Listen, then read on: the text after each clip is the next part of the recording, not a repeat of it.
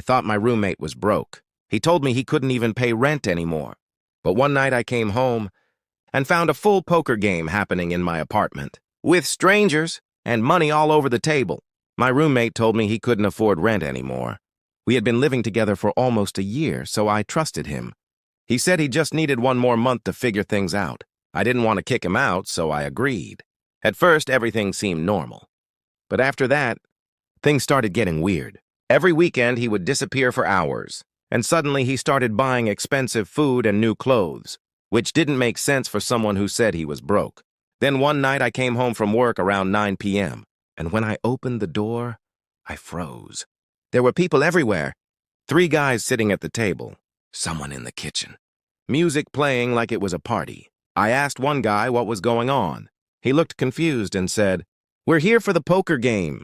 I said, "What poker game?" And he replied, "Your roommate runs games here every Friday night." That's when it clicked. My roommate had been hosting illegal poker games in our apartment. People were paying him just to sit and play, and he'd apparently been doing it for weeks. I called him immediately. He rushed home looking nervous. I asked him one question. "How much money are you making from this?" He stayed completely silent.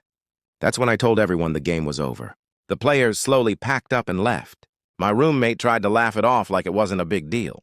But the next morning, I told him he had 1 week to move out, because if strangers were gambling in my apartment, I wasn't going to be the one getting arrested for it. A week later, he moved out, and suddenly, the rent wasn't a problem anymore.